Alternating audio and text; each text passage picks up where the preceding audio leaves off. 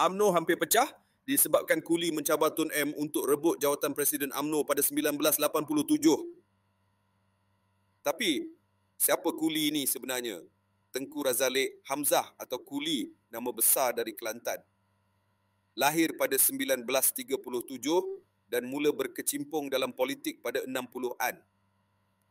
Beliau bukan saja pernah jadi Menteri Kewangan Malaysia, malah pengasas dan CEO pertama Petronas.